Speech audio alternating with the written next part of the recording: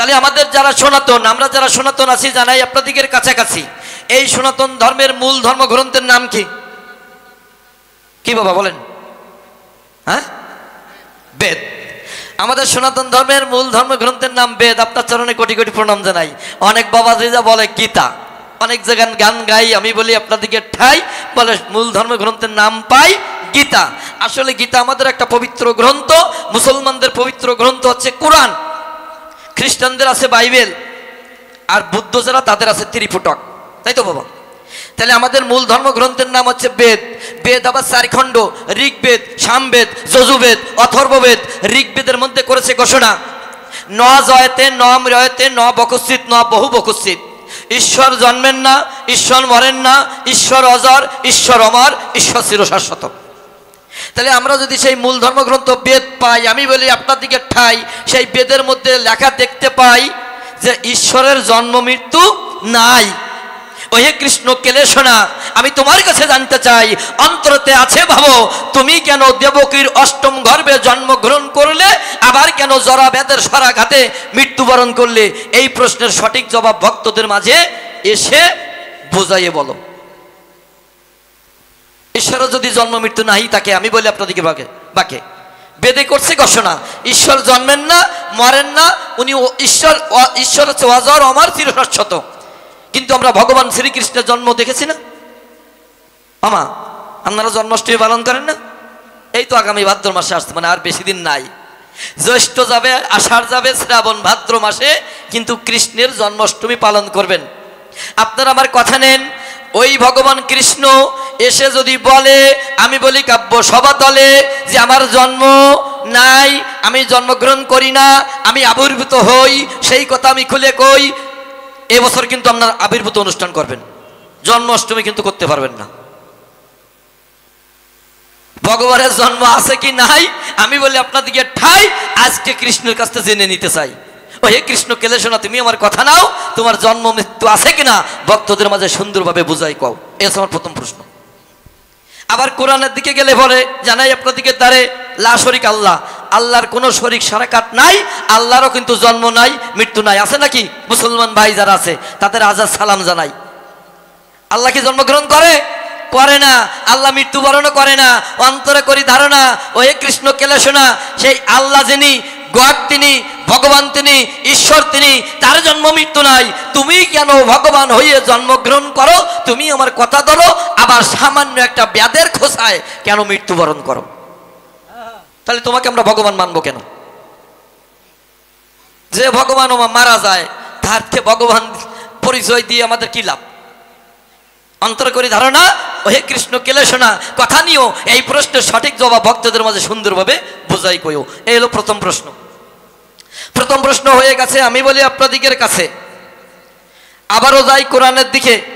আমার এই বাবাজি বলেছে, বাবা এখানে কিন্তু বেশি মুসলমান আছে, একটু মুসলমান তত্ত্ব বেশি আলোচনা করবেন। তাহলে কোরআনেও যদি আবার যাই, ওখানে গেলে দেখতে পাই আল্লাহর হুকুম ছাড়া, আল্লাহর ইচ্ছা ছাড়া একটা গাছের পাতাও গাছের থেকে ঝরে মাটিতে পড়ে না, তাই তো? তাহলে আল্লাহর হুকুম ছাড়া যদি একটা গাছের পাতাও মাটিতে না পড়ে, আমি বলি তোমার ধারে ওই হে কৃষ্ণ কেলেশনা কথা নাও, এই একই কথা ভগবানে বলেছেন। কি বলেছেন? যে আমার ইচ্ছা ছাড়া একটাও গাছের পাতা পড়ে না। অন্তরে করলাম ধারণা, তা সেই ভগবানের ইচ্ছায় কর্ম করিয়ে, সব তো ভগবানই করাচ্ছে, সব আল্লাহ করাচ্ছে, সব সেই গড করাচ্ছে। তাহলে সেই ভগবানের ইচ্ছায় কর্ম করিয়ে এই জীব যাবে কেন নরকপুরী? এই সনাতন যারা আছে, আমি বলি আপনাদিকের কাছে, এদের স্বর্গ আছে আর নরক আছে। ভালো কর্ম করলে স্বর্গে যায়, কুকর্ম করলে নরকে যায়। আবার যারা ইসলাম আছে, বেহেশত আর দোজখ আছে, আছে না চাচা? তাহলে আল্লাহ তো কর্ম করাচ্ছে, আমার ভগবানই তো কর্ম করাচ্ছে। আজকে এখানে কার ইচ্ছায় আমি গান করতে এসেছি বলেন? আমার ইচ্ছায়? কোনোদিনও সম্ভব? সেই পরমেশ্বরের যদি কৃপা না থাকতো, আশীর্বাদ না থাকতো, আমি এখানে গান করতে পারতাম? কোনোদিনও সম্ভব না। কেউ কখনো তার ইচ্ছায় কিছুই করতে পারে না, তার একটা ইচ্ছা আছে, তিনি যা করাবেন আমাদের তাই করতে হবে। বলি কাব্য স্বভাবে, কৃষ্ণ তুমি কথা নাও, তোমার ইঙ্গিতে কর্ম করে জীব যাবে কেন নরকপুরে, আর ওই মুসলমানদেরও কেন যাবে দোজকে? এই প্রশ্নের সঠিক জবাব দাও। তুমি তো সব করাচ্ছ। এর দ্বিতীয় প্রশ্ন, একে একে দুইখানা প্রশ্ন হয়ে গেছে। আমি বলি আপনাদিকের কাছে তৃতীয় প্রশ্নের দিকে যেতে চাই। আমি বলি আপনাদিকে ঠাই। আজকে কিন্তু বাবা মহাভারতের আলোচনা। মা এই নারদ আর কৃষ্ণ আজকে মহাভারত নিয়ে আলোচনা, তাই না বাবু, সাধুবাবু? তাহলে মহাভারতের দিকে যদি যাই, আমরা দেখতে পাই কি এই যে কুরুক্ষেত্রে যুদ্ধ হয়েছিল, কুরুক্ষেত্রে যুদ্ধ হয়েছিল 18 দিন। প্রশ্ন প্রথম আসর দিতে গেলে 14-15 খান মনে পড়ে যায়। আমার মধ্যে খালি প্রশ্ন খোসায়, নতুন নতুন প্রশ্ন খালি খোসা মারে। আর কয় না প্রশ্ন ছোট করেন, 2-4 খানা দেন, নাই জবাব পারবেন আবার। তা কুরুক্ষেত্র যুদ্ধ হয়েছিল কয়দিন? না না, এটা তত্ত্ব আছে বাবাজি। দেখেন, কুরুক্ষেত্র যুদ্ধ 18 দিন। আমাদের যে গীতা মূল ধর্মগ্রন্থ, তার অধ্যায় কত? 18। তাহলে কুরুক্ষেত্র যুদ্ধ 18 দিন, আবার গীতার কিন্তু অধ্যায় আবার 18টা। তো ওইখানে যাব না, অন্তর করলাম ধারণা। এই কুরুক্ষেত্র যুদ্ধে তুমি পক্ষপাতিত্ব করলে কেন? তুমি যদি ভগবান হবে, তুমি আমার কাছে খুলে কবে তুমি সব দলে থাকবে। এক দলে যদি ভগবান যায়, তাকে ভগবান মানে নাকি? এই যে সাধু সন্ন্যাসী গোসাই, তার পাত পদ্মে সবাই এসে পড়ে না? যে অসৎ কর্ম করে, যে চোর হয়, ডাকাত হয়, আমি দিব সঠিক পরিচয়, সেও এসে কিন্তু চরণে প্রণাম জানায়, আর মনে মনে ডাক দিয়ে জানায়। একজন চোর চুরি করতে গেলে পরে আমি বলি কাব্য সভাতলে ডাক দিয়ে করে, এ ভগবান কথা নিও, আজকে আমি গৃহস্থের ঘরে চুরি করতে যাচ্ছি, জানাই তোমার কাছাকাছি, অন্তরেতে আছে ভাবো, সুন্দরভাবে চুরি করে যেন আমি ফিরে বাড়ি যেতে পারি, গৃহস্থের হাতে যেন ধরা না পড়ি, এই কৃপা বর্ষণ তুমি আমার করো। তা ভগবান তার কথা ডাক যদি শুনতে হয়, তা চোরের পক্ষে যেতে হয় না? তাহলে ভগবান থাকবে সব দিকে।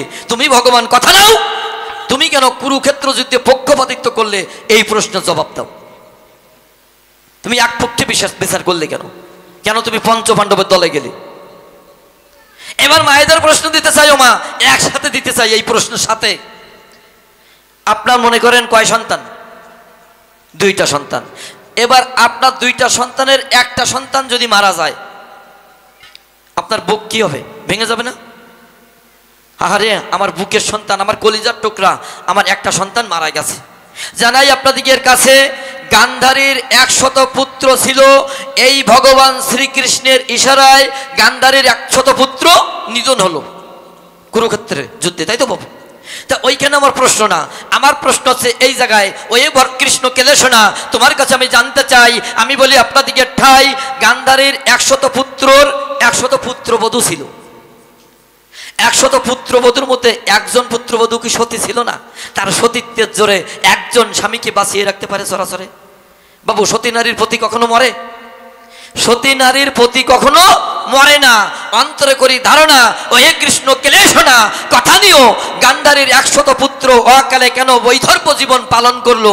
এই প্রশ্নের সঠিক জবাব ভক্তদের মাঝে তুমি বুঝাইয়ে কইও। কি মা, সঠিক ভালো প্রশ্ন না? 100 পুত্রবধূর মধ্যে কি একজনও সতী ছিল না, যে তার নিজের সতীত্বের জোরে একটা স্বামীকে বাঁচিয়ে রাখতে পারে চরাচরে? এই একে একে 3খানা প্রশ্ন হয়ে গেছে। আমি বলি আপনাদিকের কাছে, এবার 4র্থ প্রশ্ন দিতে চাই। ওই 3টার সাথে 4টে জুড়ি দিছি বাবা। স্কুলে যারা যায় দেখবেন, ওই প্রশ্ন 1টার সাথে আরেকটা জুড়ি দেয়, ওর টিকা প্রশ্ন। কি ঠিক না? যারা বর্তমানে রানিং লেখাপড়া করছে, ওতে দেখবেন একবার পৃষ্ঠা ধরি প্রশ্ন দেয়, ওর সাথে টিকা প্রশ্ন থাকে, একটার সাথে একটা জোড়ানো। ওটা 4টি বানায় না, ওর 3টি বানায় দেন ওর সাথে। তাহলে একে একে 3খানা হয়ে গেছে। আমি বলি আপনাদিকের কাছে, আমাদের সনাতন ধর্মের নিয়ম অনুযায়ী যে মায়েদের বিবাহ হয়ে গেছে, জানাই আপনাদিকের কাছে, আমি হাতে শাঁখা, কপালে সিঁদুর দেখতে পাই, তাই তো মা? অর্থাৎ শাঁখা সিঁদুর দিয়ে কিন্তু স্বামী তার স্ত্রীকে বরণ করে নেয়। কেন? স্বামীর পরমায়ুর জন্য। একজন মা কপালে সিঁদুর পরবে কিসের জন্য? তার স্বামী যেন পরমায়ু লাভ করে, দীর্ঘদিন বেঁচে থাকে, সংসারে অশান্তি না থাকে, তাই তো বাবা? বর্তমান তো এসে গেছে টিপ, ম্যাচিং টিপ। হলুদ কাপড় পরবে আর হলুদ টিপ পরবে, অর্থাৎ ম্যাচিং করে যাবে। তা যে পরবে টিপ, শেষের জমরাজা দেবে টিপ শেষের দিনে। এই জন্য টিপ পরবেন না, অন্তরে করলাম ধারণা, একটু সিঁদুর পরবেন। কেন? সিঁদুর পরলে স্বামীর পরমায়ু বৃদ্ধি পায়। এখন আমার প্রশ্ন এই জায়গায়, যে দ্রৌপদী ছিল 5 স্বামী, এই 5 স্বামীর এক স্বামী যদি মারা যায়, তাহলে 5 স্বামীর এক স্বামী মারা গেলে পরে আমি বলি কৃষ্ণ তোমার ধারে কথা নিও, ওই দ্রৌপদীর কটটুক সিঁদুর মুছতে হবে আর কটটুক শাখা ভাঙতে হবে? এই প্রশ্নের জবাব দিও। একজন স্বামীর মানে স্ত্রীর স্বামী যদি মারা যায় তার কপালে সিঁদুর সম্পূর্ণ মুছতে হয় আর হাতের পুরো শাখাটা ভেঙে দিতে হয়। এটা হিন্দু মাইথোলজিতে আছে, জানাই আপনাদের কাছে। কিন্তু আজকে মহাভারতের আলোচনা, এই জন্য প্রশ্নখানা করলাম যোজনা, যে গান্ধারী ওই দ্রৌপদীর পঞ্চস্বামী ছিল। আপনাদের কাছে বলছি, বলো ওর এক স্বামী যদি মারা যায়, 5 স্বামীর একজন যদি মারা যায়, তো কতটুকু সিঁদুর মুছতে হবে আর কতটুকু শাখা ভাঙতে হবে? আমি জানতে চাই তোমার এবে অন্তর আছে ভাববো না, আর বেশি প্রশ্ন করব না। ঠাকুর কথা নাও, এই জগতের পরে হিন্দু আর মুসলমান এক নাই ফাঁক? এই প্রশ্নের একটু জবাব দাও। হ্যাঁ, এক নাই ফাঁক। আমরা হিন্দু আর মুসলমান একসাথে গান শুনছি, অন্তরে করলাম ধারণা এই জগতের পরে হিন্দু আর মুসলমান যারা আছে চরাচরে, ওরা এক নাই ফাঁক। এক পক্ষে আছে নারদ মুনি আর এক পক্ষে আছে কৃষ্ণ চিন্তামণি। আচ্ছা, নারদ মুনির নাম, বাবা নারদ নামের এমন গুণ, কাঁচা বাসে ধরে ঘুণ, জ্যান্ত মানুষ হয় খুন, এই হচ্ছে ওর গুণ। আমার কাঁচা বাসেও গুণ ধরে ওর নাম নিলে কোন কায়দা হয়? যদি দেখেন কোনো বাড়ির স্বামী স্ত্রী খুব ভালোবাসাবাসি, ওই যে কোন আঠা বলে লাগলে ছাড়ে না, বর্তমান পাকলে খাওয়া যায় যে গোল গোল, আজকে খাইছি কাঁঠালের আঠা বলে লাগলেও ছাড়ে না। তার স্বামী স্ত্রী যদি দেখেন কোনো বাড়িতে খুব ভালোবাসাবাসি, ওই বাড়িতে কিন্তু জঞ্জাল লাগানো যায় না? ওই যে মাটির ডো আছে না মা, ওই বাড়ির পিছনে গিয়া বাম হাতটা ধরিয়া 3টা দাগ দেবেন, নারদ নারদ নারদ, দেখবেন ওই বাড়ি কুড়ো জড়াজড়ি জন্মে থামবেন। আমার মন তো শিখেছি, বাড়ি যে লাগাই দেবেন নাকি? তবে জড়ানো মন্ত্র দিচ্ছি, সারানো দেবো না, যেটা সাইডে যায়। যে বাড়ি দেখবেন কৃষ্ণ ভক্ত নাই, হরি ভক্ত নাই, কৃষ্ণ কথা বলে না, হরি কথা বলে না, ভোরবেলা ওঠে না, গোবর ছিঁড়ে দেয় না, ওই বাড়ির পিছনে গিয়া ডান হাতটা ধরিয়া ওই মাটির দোয়ায় 3টা দাগ দেবেন, কৃষ্ণ কৃষ্ণ কৃষ্ণ, দেখবেন প্রেমানন্দে হরিবল হরিবল বলে ওই বাড়ি মধুর বৃন্দাবন হবে। তাহলে তোমার নামে জঞ্জাল ছাড়ায় আমার জড়ায় আমারটা ছাড়ায়, তার দাম কিন্তু ওর বেশি। কি কোন ছাতার দাম বেশি না মাজানের দাম বেশি? কোনটার দাম বেশি? ছাতার দাম বেশি না? ও হলো ছাতার মতো ভাই, ও জোড়াবে আর আমি খালি ছাড়াবো। তাহলে প্রথম প্রশ্ন করছে দান, কৃষ্ণ ভগবান তুমি জন্ম নিয়ে মারা যাও কেন? হ্যাঁ দেখ একটু কওয়ার কায়দা নাই, কারণ ভক্তকে কষ্ট দিয়ে আমি ফ্যান খাবো, ওইরকম খাওয়া লাগবে না কি? হ্যাঁ বাবা, তাহলে প্রথম প্রশ্ন করছে দান, কৃষ্ণ আমার কথা নাও। হিন্দুদের মূল শাস্ত্রের নাম হচ্ছে বেদ। বেদে লেখা আছে পরম ব্রহ্ম যিনি কখনো জন্মগ্রহণ করেন না তিনি, তুমি কৃষ্ণ চিন্তামণি। সেই বেদের ভগবান হলে পরে কেন জন্ম নিয়ে আবার মারা যাও? কৃষ্ণ কথা নাও, বাপের বেটার মতো জবাব দাও। তুমি জন্ম নিয়ে মারা গেলে তোমারে ভগবান বলবে কোন জনে? তুমি আমার কথা নিয়ে কৃষ্ণ ভালো করে জবাব দিও, তুমি জন্ম নিয়ে কেন বেদের খোঁচা খাইয়ে মারা যাও? আল্লাহ মেহেরবান যিনি জগতে, তার কোনো শরিক সারাকাত নাই, আছে নাকি বাজার? নাই। আল্লাহ কারো জন্মিত না, আল্লাহ মরেন না, আল্লাহর কোনো শরিক সারাকাত নাই। জানে যত মিয়া ভাই, আর খ্রিস্টানদের বাইবেলও বলে যে গড কখনো আসে না। ধনী তোলে দাদা একটু রিভাবটা একটু কমা এখন। তাহলে উনি বলছে খ্রিস্টানরা মানে গড আল্লাহ পরম ব্রহ্ম জন্ম নেয় না, মরে না, তুমি কেন জন্ম নিয়ে মারা যাও? বাবা আমি প্রশ্ন করি সবার কাছে, আচ্ছা ভগবান বাদ দেন, মানুষ কি মরে? বলেন না না না, মানুষ মরিয়া গেলে বিচার হবে কার বলো? সবে কয় মানুষ মরে, কেটা কয় মানুষ মরে? না না না, আত্মার মৃত্যু নয়। কৃষ্ণ মানে আমি গীতায় বলছি, অর্জুন আমার কথা নাও, আত্মার মৃত্যু নাই নাই নাই। মানুষ যেমন পুরাতন বস্ত্র ত্যাগ করিয়া নূতন বস্ত্র পরে, এই আত্মারও মৃত্যু নাই। আত্মা পুরাতন দেহ ত্যাগ করে নূতন দেহ ধারণ করে, তাই মানুষ সীমা না, ভগবান তো দূরে থাকুক বাবা। এইবার আমি কৃষ্ণ বাবা জন্ম কিন্তু নেই নেই, আমি আবির্ভাব হয়েছি। কোথায় লেখা আছে বাবা? যদি আমরা ভাগবত খানা করি শ্রবণ, বাবা একেবারে কমাই দিয়ে না ভাই, আর কমে গেছে, রিভাবটা হালকা একটু দাও। লেখা আছে মা ভাগবতের পাতা, কি লেখা রয়? আমার কৃষ্ণ দয়াময় যেদিন, আচ্ছা কংসের কারাগারে, দেবকীর গর্ভে কংসের কারাগারে যে জন্ম নিয়েছিল তার ছিল কয় হাত বাবা? 4 হাত। আর আমার কয় হাত? 2 হাত। তাহলে 4 হাত 2 হাত মেললো। যিনি কংসের কারাগারে জন্ম নিয়েছিলেন, তার ছিল 4 হাত, তার নাম ছিল বিষ্ণু, আর আমি কি কৃষ্ণ। এইবার মনে আছে ভাবো বাবা, উনি কৃষ্ণ কিন্তু নয়, ওখানে আমি দিই পরিচয়, আমাদের যিনি 4 হাত বিষ্ণু কিন্তু এসেছিল দুনিয়ার গায়ে। আমা এইবার ওই বিষ্ণুকে নিয়ে যখন যমুনা পাড়ি দিতে যায়, যমুনা করেছিল মানা দয়াল, তুমি যাওয়ার সময় তোমার চরণ ধুলি না দিলে পরে আমার মনোবাসনা পূর্ণ হবে না। এইবার বাবা যমুনা ফুলে উঠল, যখন বাবার নাভি তলিয়ে গেল, বুক তলিয়ে গেল, মুখ তলিয়ে গেল, নাক তলিয়ে যায়, সবার আছে জানা, নিজে না বাঁচলে কিন্তু কাউরে বাঁচানো যায় না। তখন কিন্তু মাথা হতে মহাবিষ্ণু পড়ে গেল। এইবার আমার বসুদেব যিনি ছিল উনি কিন্তু পা দিয়ে টোকাই টোকে যারে পেল তার নাম কৃষ্ণ, দ্বিভুজ কৃষ্ণ। এইবার অনেকের প্রশ্ন আসতে পারে, বাবা তা পা দিয়ে উনি খুঁজে খুঁজে পেল কেন, হাত দিয়ে পেতে পারতো না? এখানে তত্ত্ব আছে মা। আচ্ছা, আমার ভগবান কি বলেছেন জানেন? আমার ভগবান বলেছেন, আমার হতে নাম বড়, নাম হতে ভক্ত বড়, ভক্ত হতে ভক্তের চরণ ধুলি বড়। ওদিন আমার কৃষ্ণ উনি কিন্তু ভক্তের পা ধরে এসেছিলেন। ওদিন আমার বসুদেব কিন্তু উনি হাত দিয়ে তুলতে পারতেন, কিন্তু হাত দিয়ে তোলে নাই। আমার কৃষ্ণ বলেছে তাই, আমার হতে নাম বড়, নাম হতে ভক্ত বড়, ভক্ত হতে ভক্তের চরণ ধুলি বড়।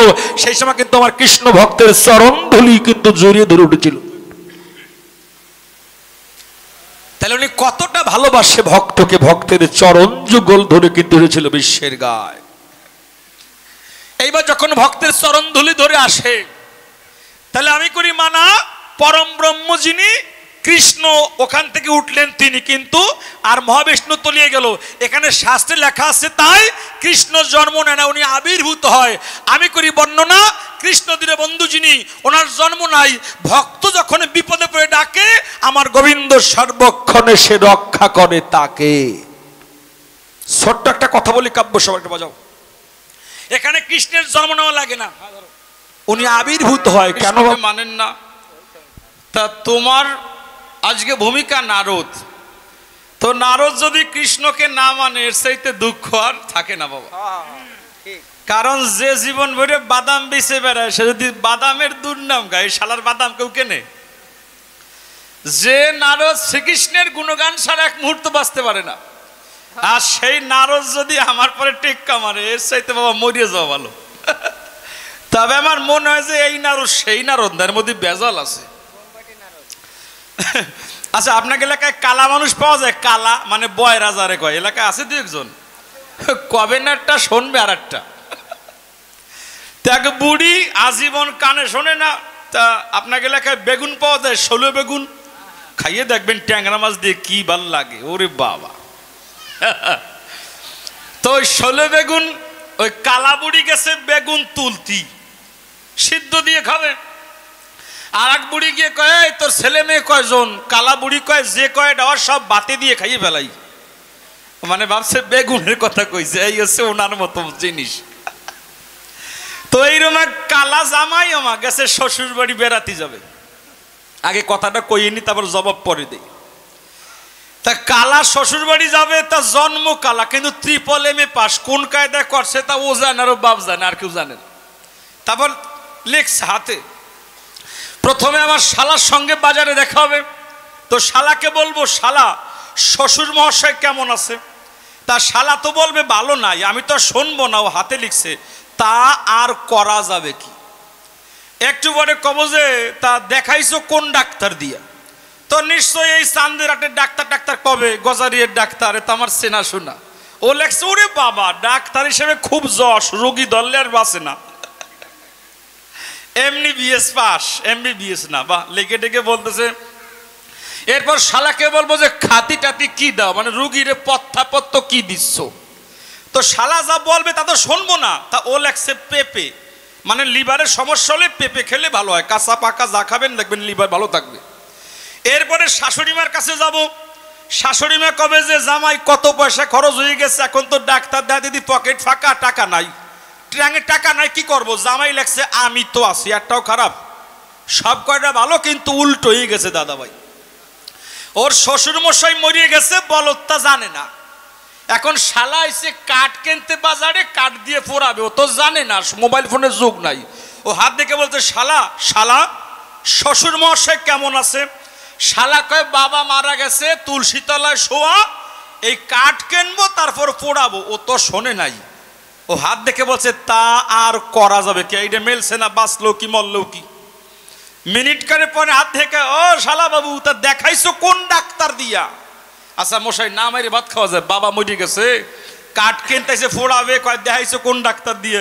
শালা কয় আমার বাবারে জম দেখছে, জম মানে জম দেখলে মানুষ মরে, ও ভাবছে এলাকার ডাক্তারকে। ওরে বাবা, ডাক্তার যা এমনি বিএস পাস, রোগী দলের বাসে না, মানে জম ধরলে তো মরেই যায়। তো মিনিট পরে কয় তা খাতি টাতি কি দাও?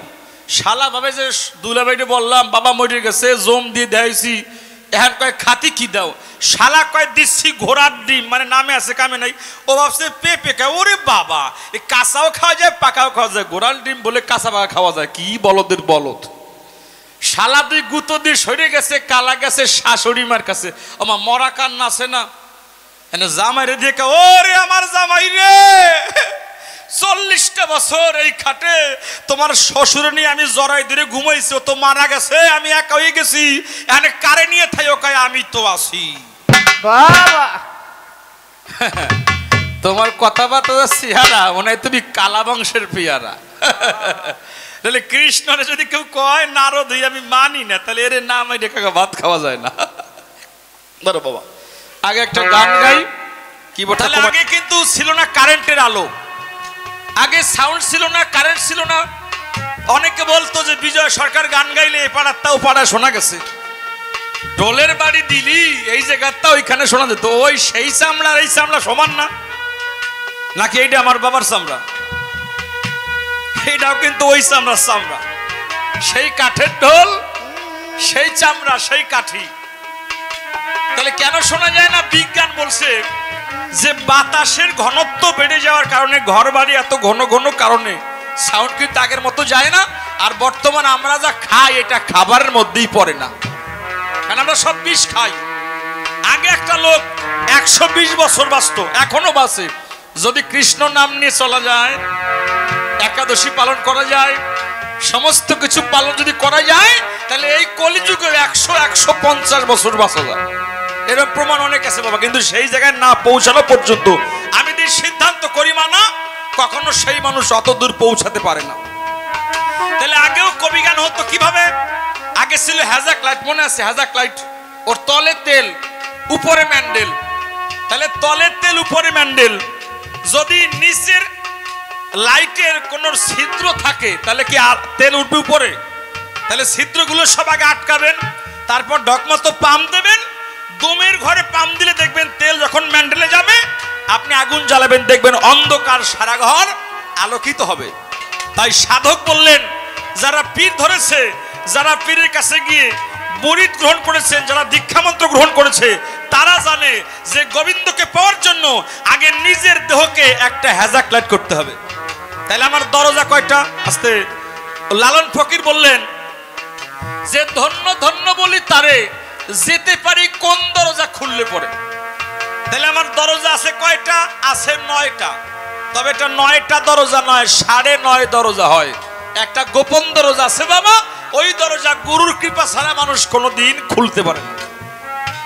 তাহলে এই জগতে আসিয়া নিজের দেহকে একটা হ্যাজাক কাট করিয়া, 9 দ্বার কাটকাইয়া, গোপন দরজা খুলিয়া কৃষ্ণ নাম তোমের ঘর নিলে, এই ধারাকে নিম্নগামী না করে ঊর্ধ্বগামী করলে দ্বিদল চক্রে রাধা কৃষ্ণের নিত্য বৃন্দাবন হবে। এবং আমার গোবিন্দ সে এখন আপনার সামনে দাঁড়িয়ে সেই বৃন্দাবনের বাঁশি শুনিয়ে নিত্য বৃন্দাবন আপনাকে নিয়ে চলে যাবে।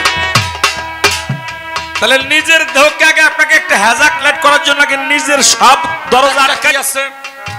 এখানে যারা আমার কবি গান শোনার জন্য আসছেন, আমার ছত্রী মণ্ডলী, আপনারা হিন্দু হন মুসলমান হন, এই যে আমাদের নাসিকায় দুটো ছিদ্র আছে, আপনি এখন হাত দিয়ে দেখেন বাবা, এই নাকে শ্বাস আছে, এই নাকে নাই, আবার এই নাকে আছে, এই নাকে নাই। আর আমার কৃষ্ণ বললেন, যদি কোনো ভক্তের ইরা পিঙ্গলা সুষমা ত্রিধারা রাত 7টার পরে এক হয়ে যায়, আমি নিত্য বৃন্দাবনে ত্যাগ করে সেই ভক্তের সামনে সে গোবিন্দর ভক্ত একাকার হই। তাহলে সেটা কোন সময়? রাত 7টার পরে হতে পারে, গোবিন্দ কৃপা হলে পরে। তাই আমার কবিতার গানে বললেন, তাহলে এই যে ত্রিধারা, ত্রিধারাকে আগে এক ধারা করবেন, আর যে ধারায় মানুষ মারা যায় আবার এই ধারা রক্ষা করলে মানুষ বাঁচে। লালন ফকির একটা গান গেছেন, কি গান? লাস্টের বলটা বলি, যে ডুরে হরদম মেনে আসি এখন শুধু খেদাই মাসি, ফকির লালন বলে মরলেই বাসি, বাসি কোন কার যেতে। তাহলে যদি মানুষ মরে গেলে বাসে কোন মরা? বাবা আবার মুসলমান ভাইরা আছেন, ডাক দিয়ে এখানে বলছে যদি হালাল বিবিরে একবার শান্তি দেওয়া যায় কয় ফরজ? বেটা তুমি কও কয় ফরজ? হ্যাঁ, হালাল বিবিরে শান্তি দিলে 13 ফরজ, আর 5 ওয়াক্ত নামাজে কয় ফরজ? বেটা 5 ওয়াক্ত নামাজে কয় ফরজ? 17 ফরজ। আর হালাল বিবিরে একবার শান্তি দিলে কয় ফরজ? 13 ফরজ। যদি 4 বের দেওয়া যায় 4 13, ওরে কপাল রে বাবা। তাহলে নামাজ পড়াটা ওইয়ে করে ভালো না? আগে বুঝতে হবে কোন জায়গা পেস। এখানে আমার যারা পীর কামেল ওরা বলেছেন তুমি স্ত্রীর কাছে যাবা, কিন্তু যেখানে নাই খরচ সেইটা আছে ফরজ, কিন্তু যাবার খরচ করবো এখানে ফরজ নাই। যাবা কিন্তু খরচ যেন না হয়, খরচ হলে ফরজ হবে না, এইটা বোঝার বিষয় বাবা। এই জন্যই তো মানুষ মানুষের কাছে যায়। আমি করি মানা, দেখবেন সে নিজেই নিজের ভিতর আল্লাহকে দর্শন করতে পারে, তখন তার নামাজ পড়া লাগে না, এমন একটা জায়গা আছে বাজান। আমি করি বর্ণনা, সেই দেশে না গেলে পরে এই তত্ত্ব বোঝা কখনো সম্ভব হবে না। দেখবেন মালা জপ করি আমরা, বাইরে মালা জপ করি না, কিন্তু এমন কজন সাধু আছে ওরা বাইরে মালা জপ করে না, ওরা ভিতরে মালা জপ করে। কোন জায়গায় মালা জপ করে? ওরা দ্বিদল চক্রে গিয়ে ওই 9 দ্বার কাটকাইয়া গোপন দরজা খুলিয়া এই দিলের ভিতর গিয়ে তারা মালা জপ করে।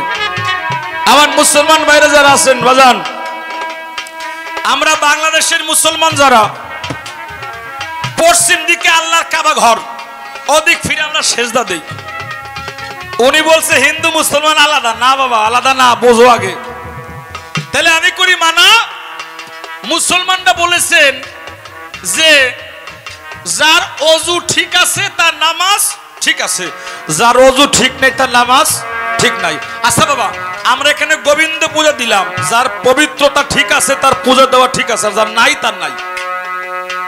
এখন পায়খানা গেলাম, ঘন ঘন কাপড় পাল্টাইলাম না, আইসা 3 বেলা পূজা দিলাম, ওই পূজায় কাজ হবে না, হবে আগে পবিত্র থাকা চাই। তাহলে এখানে আমার মুসলমান ভাইরা বললেন রোজা ওজা, আমি করি বর্ণনা, সত্য আপনারা আমার কথা নেবেন। যখন প্রত্যেক মুসলমান নামাজ পড়তে যায়, সে কিন্তু সুন্দরভাবে নিজেকে তৈরি করে পবিত্র হয়ে কিন্তু আমার আল্লাহর দরবারে সে নামাজ পড়তে যায়। কিন্তু এখানে পাগল বিজয় সরকার বলছেন, কি বলছেন আস্তে, যে আমাদের বাইরে একটা কাবা ঘর আছে, কিন্তু এই কাবা ঘর না, আর একটা কাবা ঘর আছে। কোন কাবা ঘর? পাগল বিজয় সরকার বললেন মন বেলালের আজান শুনে দিল কাবাতে নামাজ পড়। তাহলে দিল কাবা না হওয়া পর্যন্ত নামাজটা খাঁটি হয় না রে বাজার। তাহলে নিজের দেহ বৃন্দাবন যত সময় ঠিক না হবে, আমি করি বর্ণনা, সে বৃন্দাবনে গেলে কোনোদিন গোবিন্দ ভজন হবে। তাহলে আগে নামাজ পড়তে পড়তে দেখবে যে ওই কাবা ঘরে সেজদা দিতে তোমার নিজের দিল এক সময় কাবা হয়ে যাবে। তদ্রূপ বাবা ওই বৃন্দাবনে যেতে এক সময় তোমার নিজের দেহ বৃন্দাবন হয়ে যাবে।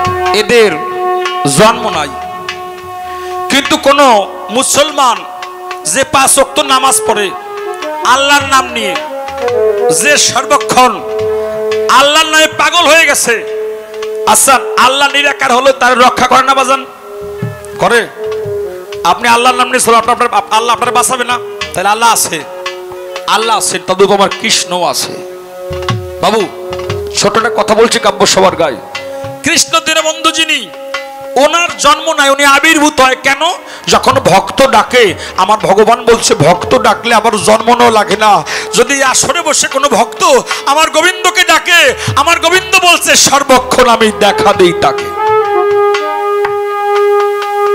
তাই আমার কৃষ্ণ দীনবন্ধুর কাছে, মানে আমার যদি কেউ ডাকে একবার, আমি সর্বক্ষণ রক্ষা করি তাকে। আচ্ছা আমার এইখানে আমার বাবাজি যার আশ্রমে আমরা যে কবি গান গাচ্ছি, উনি একজন কৃষ্ণ ভক্ত বাবা। তাহলে কৃষ্ণ ভক্ত হলে কৃষ্ণকে ডাকলে, তাহলে ডাকলে আমার দয়াল কিন্তু আসে, তার জন্ম নেওয়া লাগে না বাবু। এক বাড়িতে একটা কৃষ্ণ মন্দির আসতে, ওই কৃষ্ণ মন্দিরে বাবা সেবাইতকে, ওনার নাম ছিল ভক্ত দাস, মানে ভক্ত গোবিন্দের সর্বক্ষণ দাস, তাই তার নাম ভক্ত দাস। বাবা ওই বৈষ্ণব প্রত্যেক দিন গোবিন্দকে পূজা দেয়, বলে গোবিন্দ তুমি আমার কথা নিও। সবাই বলে তুমি নাকি নিরাকার সত্তা, সাকার হও না, তোমার নাকি জন্ম মৃত্যু নাই, তুমি একবার দেখা দাও এই কলির যুগে, তোমাকে ডাকলে যে ভক্ত, তুমি যে শোনো গোবিন্দ, কলির জীবের মানুষকে দেখে দাও তুমি নিরাকার সত্তা না, তুমি সাকার হয়ে এখনো ভক্তের সামনে আসো, ভক্ত ডাকলে পড়ে। আমা এইবার উনি বিয়ে করলেন, তিনিও কৃষ্ণ ভক্তা। এখন দুইজনে মিলে আমার গোবিন্দের চরণ যুগল সেবা করে, আর ডাক দিয়ে বলে গোবিন্দ আশীর্বাদ করো, দান সর্বক্ষণ দাও, তোমার পূজা দিতে দিতে জীবন হয় মোর অবসান। আমার দেখবেন যারা ভালো কাজ করে ভগবান কিন্তু বিচারটা তাদের উপরে দেয় বেশি, তাই না? দেখবেন সোনা দিয়ে কোনো জিনিস তৈরি হয় আগে আগে না, সোনা থাকে একটা গোল বা চৌকোনা, ওই সোনাকে আগুনে পোড়াবেন, আগুনে পোড়াতে পোড়াতে দেখবেন যখন লাল হয়ে যাবে, ওই সোনা দিয়ে কিন্তু যে কোনো মূর্তি বা যন্ত্রপাতি তৈরি করা যায়। একজন ভক্ত ওই খাঁটি ভক্তকে কাঁদাতে কাঁদাতে এক সময় ওই ভক্তকে খাঁটি ভক্ত করে আমার দিনে বন্ধু। এইবারে কি ওর ভক্তদাস ডাক দিয়ে কয়, গো আমার সহধর্মিনী, গোবিন্দকে সর্বক্ষণ পূজা দাও, দেখবে তিনি তোমার মনোবাসনা পূর্ণ করবে। নারদ শোনো বাবা, আমার প্রত্যেকদিন গোবিন্দকে পূজা দেয়, তার স্ত্রী ডাক দিয়ে কয়, গো স্বামী প্রত্যেকদিন গোবিন্দকে পূজা দিলাম তাই, কিন্তু গোবিন্দ কানাই একটা সন্তান আমারে দেয় না, এত বড় আমি কপাল পড়ি। ডাক দিয়ে আমার ভক্তদাস বলছে, ওগো আমার সহধর্মিনী, নিজের ছেলে দরকার নাই, যদি গোবিন্দকে নিজের ছেলে ভাবতে পারো তাহলে তোমার ছেলে গোবিন্দ হলে তোমার চিন্তা কোথায়? বাবু আমা এইবার আমার ওই তার স্ত্রী গোবিন্দকে নিজে নিজে নিজের ছেলের মতো স্নান করাই দেয়, একটা খাট বানাইছে, মশারি টানিয়ে দিয়েছে, আবার খাবার দেয়, গোবিন্দকে সর্বক্ষণ পূজা দিচ্ছে আমার দুজন। বাবা কোন সময় ওই গোবিন্দকে পূজা দিতে দিতে আমার ওই গোবিন্দ আমার ওই ভক্তদাসের ছেলে হয়ে গেছে, ভক্তদাস জানে না। বাবু একদিন এই ভক্তদাস পাশের এক বাড়িতে যাবে হরিসভায়, আসতে ওই গোপালের মূর্তি রে, গোপাল গোপাল রে, তুই তোমার ছেলে, তুই আমার কথা নিস, আমার এই বাড়িটা তুই একটু পাহারা দিস। আসতে বাবা কে বলছে ভক্ত, কারে বলছে ভগবান। এইবার আমার কৃষ্ণ দিনে বন্ধুকে বলে, আমার ভক্তদাস তো চলে গেছে, তাই ওর 3 ঘন্টা পরে 3 জন পরম বৈষ্ণব ওই বাড়ি আইছে, এসে ডাক দিছে, ভক্তদাস বাড়ি আসো। দেখে তাই আমার কোনো ভক্তদাস বাড়িতে নাই। বাবু বৈষ্ণব শাস্ত্রে বলেছে কোন দিনটা দুর্দিন দাদা শোনেন, যেদিনটা মাছ বিক্রি করছেন না ওইটা দুর্দিন না, যেদিন ব্যবসায় টাকা পান না ওটা দুর্দিন না, যেদিন সারা আকাশটা মেঘে ঢাকা ওইটা দুর্দিন না, যেদিন খাবার পান না ওটা দুর্দিন না। কোনটা দুর্দিন? যেদিনে ভক্ত সঙ্গ না হয়, সাধু সেবা না হয়, ওই দিনটা দুর্দিন।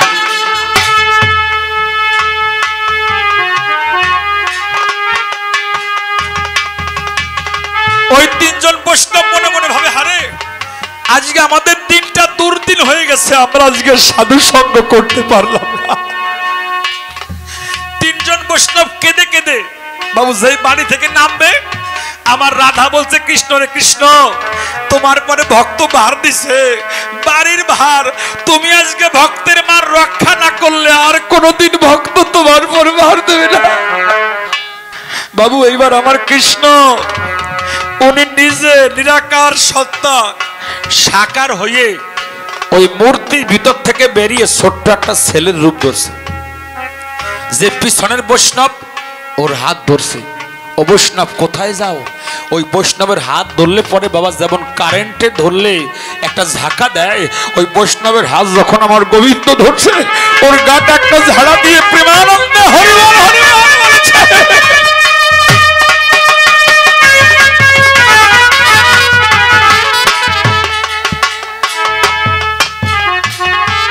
ও বাবা তুই কে? জীবন আমি কত ছেলে হাত ধরছি আমার এমন লাগে নাই, আজকে তুই হাত ধরলি আমার গাছের সারা গা জাকা দিয়ে উঠলো। তোর নাম কি? ছোট্ট গোপাল ডাক দিয়ে কয় আমার নাম গোপাল। তুমি যে বাড়ি আইছো না ওই ভক্ত দাস, আমি ওর একমাত্র ছেলে। দেখেন আজকে বাবু ভগবান ভক্তের ছেলে হয়ে গেছে ভক্তের ভক্তিতে। নারদরে আমার জন্ম না লাগে না, এখনো ভক্ত আমাকে ডাক দিলে আমি ভক্তের মনোবাসনা পূর্ণ করার জন্য সেই গোলক ত্যাগ করে আমি ভক্তের চরণের দাস হয়ে সর্বক্ষণ রই, কারণ ভক্ত ছাড়া তো আমি চিনি না। বাবু এইবার তিনজন বৈষ্ণবকে বসতে দিয়ে আমার গোবিন্দ মনে মনে ভাবে যে আমার যখন আমার বাবা পূজা দেয় তখন তাকে দেখি কোনো বৈষ্ণব বাড়ি আসলে সেই বৈষ্ণবের আমার বাবা পা ধোয়ায়। বাবু আজকে কৃষ্ণ দিনে বন্ধু যিনি তিনজন বৈষ্ণবরে বসতে দিয়ে কুয়ো থেকে জল ভরে আমার ভক্তের চরণ যুগল ধৌত করে দিচ্ছে সারা বিশ্বের মালিক। ভক্তের চরণ ধোয়ে নিজে গামছা দিয়ে মুছাচ্ছে। যে কৃষ্ণ দীনবন্ধু শাস্ত্রে লিখছেন ঈশ্বর পরম কৃষ্ণ সৎ চিদানন্দ বিগ্রহ অনাদি আদি গোবিন্দ সর্বকারণের কারণ, যে সর্বকারণের কারণ আজকে সে ভক্তের চরণ ধোয়াচ্ছে। বাবু ভক্তের চরণ ধোয়ে বলছে শোনো বৈষ্ণবগণ, আমার বাবা বলে যদি কোনো বৈষ্ণবরা বাড়ি এসে অভুক্ত অবস্থায় চলে যায় তাহলে গৃহস্থে পূর্ণটুকু নিয়ে যায়, তোমরা বসো, আমি তোমাদের তিনজন বৈষ্ণব কিছু খাবার দাবার দেই। বাবু তিনজন বৈষ্ণবরে বসতে দিয়ে আমার গোবিন্দ যখন ঘরে গেছে তাই দেখে ঘরে কোনো খাবার দাবার নাই, কারণ ধন থাকিলে হয় না ধনী, কৃষ্ণ ধন যার কেবা ধনী কেবা গরিব বোঝা বড় দায়। অর্থ সম্পদ থাকলে ধনী হয় না বাবা। আমার কোনো খাবার নাই ঘরে। আমার কৃষ্ণ এবার তিনজন বৈষ্ণবরে বসতে দিয়ে, এর আগে একটা ঘটনা ঘটছিল। কি ঘটনা? ওই ভক্তদাস গোবিন্দকে ভালোবেসে দুটো সোনার রুলি দিছিল গোবিন্দের মূর্তিতে। ওই সোনার দুটো রুলি আমার ছোট্ট হাতে আছে, ছোট্ট ছেলের হাতে আছে, কারণ উনি তো কৃষ্ণ, ওই মূর্তি কৃষ্ণ হয়ে গেছে। এখন সোনার রুলি আছে হাতে, ওই রুলি নিয়ে আমার গোবিন্দ মনে মনে ভাবে যে আমি একটু বাজারে যাইতো। বাবু তিনজন বৈষ্ণবকে বসতে দিয়ে নিজে কলার পাতা কেটে তিনজন বৈষ্ণবকে বসতে দিয়ে বলছে তোমরা বসো, আমি একটু বাজারে যাই।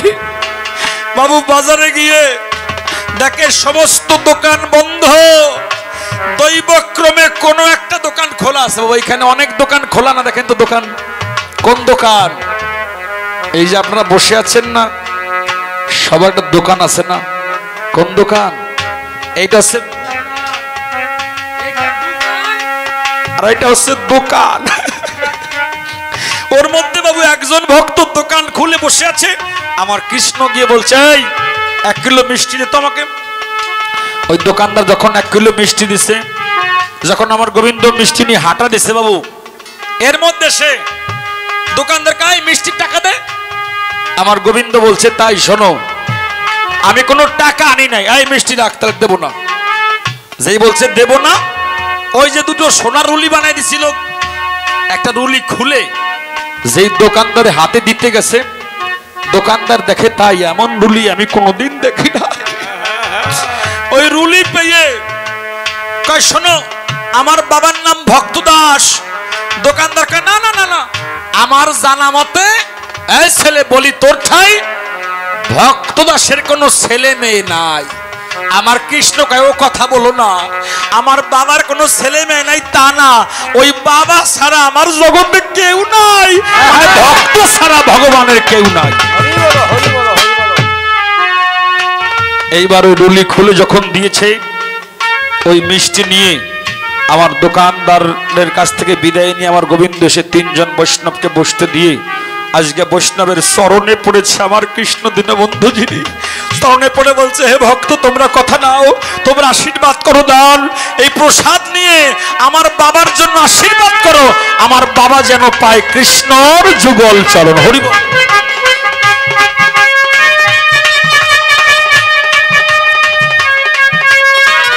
মানে কৃষ্ণ বলতেছে আশীর্বাদ করো, আমার বাবা যেন গোবিন্দের চরণ যুগল পায়। বাবু তিনজন বৈষ্ণব যখন চলে গেছে, ওর 3 ঘন্টা পরে ওই স্বামী স্ত্রী দুজনে বাড়ি এসে দেখে যে গোবিন্দের পিতলের মূর্তি আছে, কিন্তু এক হাতে রুলি আছে ভাই, আর এক হাতে রুলি নাই। ভাবছে মনে হয় চুরি হয়ে গেছে। ইতিমধ্যে ওই দোকানদার ও সাধু, গলায় তুলসীর মালা, আমার মিথ্যা কথা কও কেন? কয় এলাকায় বড়িয়ে বেলা তোমার ছেলে মেয়ে নাই, একটা ছোট্ট 5 বছরের ছেলের নাম গোপাল, ও আমাদের দোকানে গিয়ে এই রুলি বন্ধক রেখে মিষ্টি নিয়ে গেছে, মিষ্টির দাম দাও। আমার ভক্তদের ডাক দিয়ে কে, ওরে দোকানদার তুই তো চিনলি না, তোর কাছে কে গিয়েছিল? জয় রাধে জয় রাধে। তোর কাছে গিয়েছিল কৃষ্ণ দীনবন্ধু। আয় ভক্ত, আমি কৃষ্ণ কৃষ্ণ বলে গোবিন্দে দেখা পাইনি, আয় আমি তোর চরণ ধুলি একবার মাথায় নিয়ে প্রেমানন্দে হরিবল হরিবল।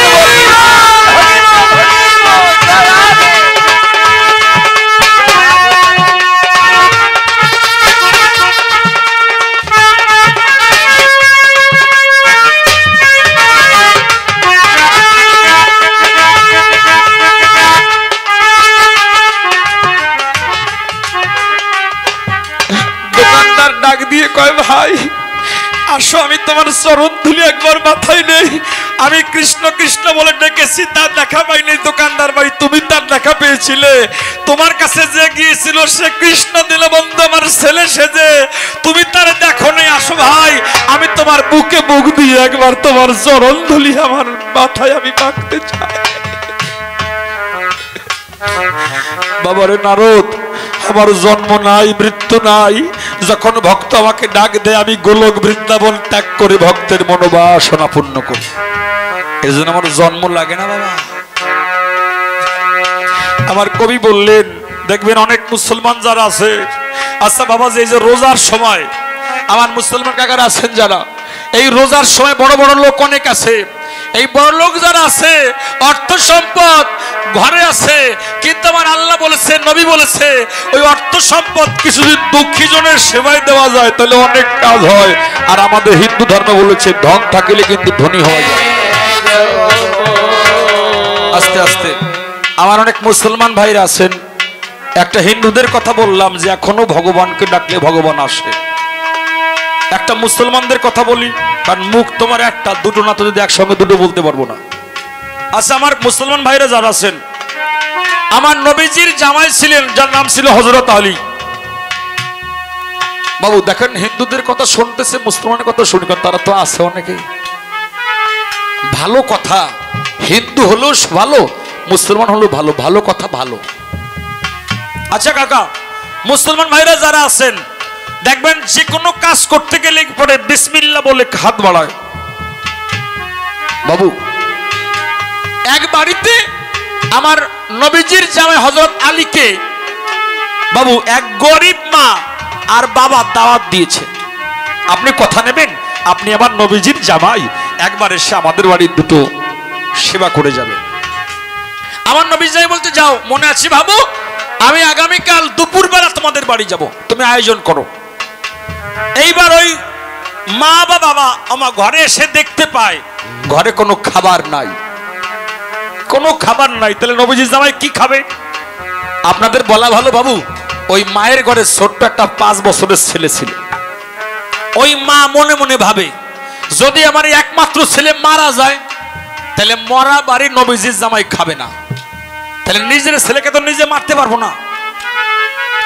এইবার ওই মা মনে মনে ভাবে, ওরে বাপ রে বাপ, আমাদের ঘরের পিছনে একটা গর্ত আছে, ওই গর্তে দেখাইছে একটু আগে একটা কাল সাপ। ওই সাপের গর্তে যদি আমার ছেলেরা কই যে হাত ঢুকই দে, আমার ছেলে হাত ঢুকিয়ে দিলে সাপে তারে সবল মারবে, আমার ছেলে মারা যাবে, মরা বাড়ি নবীজির জামাই খাবে না। তাহলে মায়ের কত বেদনা না কাকা, নিজের ছেলেকে মৃত্যুর মুখে দিয়ে আসবে। এইবারে মা ডাক দিয়ে, কে বাবা, কি তুই আমার কথা নিবি? ওই যে আমাদের ঘরের পিছনে একটা গর্ত আছে, ওই গর্তের ভিতরে যদি কয় সাপ, ছেলে তো যাবে না। মা ডাক দিয়ে কয়, শোন, ওই গর্তের ভিতরে বলি তোর কাছে 8-10টা সোনার মোহর আছে। ছোট্ট ছেলে ভাবে মা তো মিথ্যা কথা বলতে পারে না। ও মা আমি যাই। যেই মা বিদায় দেবে, ছেলেকে বলছে বাজান, মা মনে মনে ভাবে যদি বিসমিল্লাহ বলে আমার ছেলে মারা যায়, তাহলে আমার ছেলেকে আল্লাহ গ্রহণ করবে, আমার ছেলে জান্নাতবাসী হবে। বাবা কি তুই যাবি, কিন্তু গর্তে হাত দেওয়ার আগে একবার বিসমিল্লাহ বলে হাত বাড়াবি। আমার মুসলমান ভাইরা যারা আছেন বাজান, দেখবেন নামাজ পড়তে গেলে নামাজটা কখন খাঁটি হয়, যারা আসল মুসলমান তারা কিন্তু যায় নামাজ বিছাই আগে নামাজ পড়ে না, তারা চোখের পানি দিয়ে আগে যায় নামাজ ভিজায়। আপনি প্রণাম করতে যাবেন, প্রণামের আগে যেন দুফোট চোখের জল আপনার পড়ে, দুটো চোখের জলে ফেলে যদি কৃষ্ণ কৃষ্ণ বলতে পারেন, দেখবেন এই প্রণামটা আমার গোবিন্দ গ্রহণ করবেই করবে। আমার মানব দাদা আসছে, দাদাকে অনেক প্রণাম জানাই, অনেক ভালো। প্রায় জায়গা আমার দাদা যায়। দুঃখের বিষয় দাদা ওখানে গানটা গাইতে পারি নাই, ডেট পরিবর্তন হওয়ার কারণে আমার সময় হয়নি। দাদাকে প্রণাম জানাই। বাবু এইবার মা মনে মনে ভাবে, তাহলে চোখের পানি ছেড়ে দিয়ে আমার ছেলে বিসমিল্লাহ বলুক, সাপে কামড়াক, আমার আল্লাহর দরবারে আমার ছেলে পৌঁছে যাবে। কিন্তু ওই মা জানে না যে চোখের পানি ছেড়ে বিসমিল্লাহ বলে হাত বাড়ালে মৃত্যুও তাকে টাচ করতে পারে না। মা তো জানে না। যে মা বলছে, ছেলে যেই চলে যায়, মা ভাবছে আরে এই তো আমার ছেলেকে শেষ দেখা দেখতে পাচ্ছি, ছেলেকে তার দেখতে পাবো না। ছেলে যখন মা বলছে বাবা, ছেলে গর্তে হাত দেবে, মনে ভাবে ওরে বাবা, আমার মা তো বলছিল চোখের পানি ছেড়ে দিয়ে বিসমিল্লাহ বলে হাত বাড়াতে। ছেলেটা চোখের পানি ছেড়ে দিয়ে বিসমিল্লাহ বলে যখন হাত ঢুকাই দিছে বাবা, কিসের যেন আঘাত খাইছে, কিন্তু যা পাইছে নিয়ে আইছে। আপনাদের বলা ভালো, ছোট্ট ছেলে যা আনলো দেখে সত্যি 8-10টা সোনার মোহর ছিল। মানে আল্লাহ নামে, বিসমিল্লাহ নামে সাপ সোনার মোহর হয়ে গেছে, সোনার মোহর হয়ে গেছে সাপ। এইবার ওই মোহর নিয়ে মোহর দেখতেছি। এর মধ্যে নবীজি জামাই বাড়ি এসে এসে দেখে যে মা আর বাবা কাঁদতেছে। তোমরা কাঁদো কেন? বলছে আমার ছেলে, একমাত্র ছেলে মনে হয় মারা গেছে। আমার ছেলেকে বলছিলাম সাপের গর্তে হাত দেবা, আমার ছেলে মারা গেলে মরা বাড়ি আপনি খাবেন না, আমার ছেলে মনে এতক্ষণ মারা গেছে। এর মধ্যে ছোট্ট ছেলে সে মার আসল ধরে বলছে, ও মা আমি জান, এই দেখ আমি মরি নাই, এই যে আমার হাতে সেই সোনার মোহর। তুই তো মারা যাওয়ার কথা, ওখানে সাপ ছিল। নবীজি যাই বললো কি হয়েছে? বলতে শোনেন, আমার ছেলেকে বলছিলাম চোখের পানি ছেড়ে বিসমিল্লাহ বলে একবার গর্তে হাত দিস, বিসমিল্লাহ বলে বলে হাত দিলে আমার ছেলে মারা গেলেও তো হয়তো সে জান্নাতবাসী হবে। ওই নবীজি জামাই ডাক দিয়ে, কে ও মা তুমি কি জানো না বিসমিল্লাহ বলে কেউ হাত বাড়ালে হাতটা খালি ফেরে না। তাহলে ধন থাকলেই ধনী হয় না বাবা, অর্থ সম্পদ থাকলে ধনী হওয়া যাবে না। যদি আল্লাহ ধনের পরশে পাষাণী মানবী হবে বিধায় সত্যের পর হলো ত্রেতা, তারপর দাপট, তারপর বলি, যার নাম হলো কলি। ঠিক আছে তো বাবা? তাহলে ভক্তের জন্য ভগবান একটা যুগকে ঘুরিয়ে দিয়েছিল, মানে ভক্তকে ভগবান কত ভালোবাসে বাবু। এইবার ত্রেতা যুগে মা রামচন্দ্র, সীতা, লক্ষণ তিনজন গেছিল পঞ্চবটির বনে। এইবার রাবণ যখন সীতাকে হরণ করে নিয়ে যায়, আমার রামচন্দ্র সীতা অন্বেষণের জন্য রামচন্দ্র কার সঙ্গে মিতালি করলো? সুগ্রীবের সঙ্গে বন্ধুত্ব করলো। কারে চোরা বানে মারলো? কি নাম? সবাতলে বলি, যার নাম ছিল বালি। এইবার বালিকে মারলো চোরা বানে বলি আমি নববৃন্দাবনে। এইবার সোরা বা নেওমা বালিকে বধ করলো রামচন্দ্র, কিন্তু বালির ছেলের নাম ছিল অঙ্গদ। সে আপনাদের বলা ভালো সর্বক্ষণ রামের সঙ্গে যুদ্ধে ছিল। রাম যুদ্ধ জয় করিয়া সীতাকে নিয়া যখন অযোধ্যা আসতে চায়, রাম কয় শোনো আমার বানর সেনাগণ, তোমরা কে কি চাও মনে আছে বাবু, আজকে যা চাবা তোমাদের তাই দেব। এইবার বাবা রামচন্দ্রের সামনে দাঁড়িয়ে বালির ছেলে অঙ্গদ বলল, দয়াল রাম, আমার তো বাবা হারিয়ে গেছে, আমার কি চাওয়ার আছে? রাম বলল, তুই যা চাইবি তোরে তাই দেব। আমার বালির ছেলে অঙ্গদ বলল, রাম আমাকে আশীর্বাদ দাও, আমার বাবাকে যে মেরেছে আমি যেন তাকে নিজ হস্তে নিধন করতে পারি। তাহলে রাম মারছে সোরাবানে কারে? বালিরে। সেই বালির ছেলে বলছে, আমারে আশীর্বাদ দাও, আমার বাবার হত্যাকারীকে যেন নিজ হাতে মারতে পারি। রাম বলল, তথাস্তু, তোর মনোবাসনা পূর্ণ হোক। আচ্ছা, বালিকে মারছে রাম, এইবার রাম রে বালির ছেলে অঙ্গদ মেরে পাবে আরাম। বালির ছেলে বলল, দয়াল তাহলে কোন সময় তোমার মারবো? রাম করে মানা, এই যুগে আমারে মারা তোমার সম্ভব না। মনে আছে বাবু, ত্রেতার পরে দাপর হবে, আমি রাম হব কৃষ্ণ, সীতা হবে রাধা, আর তুমি হবে জরা ব্যাত।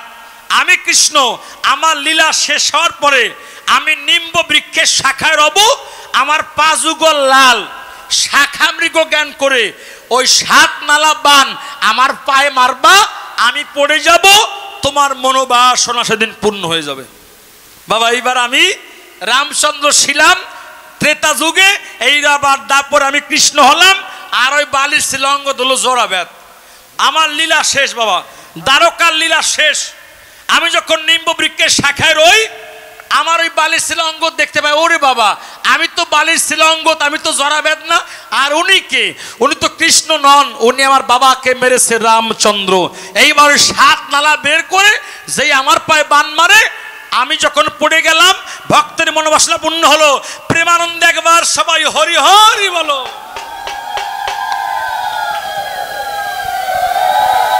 ভক্তের মান রাখিতে আমি যখন মৃত্তিকায় পড়ে যাই, তাহলে আমি মারা গেছি না, এটা সবাই ভাবছে। অর্জুনও ভাবছিল আমি মারা গেছি।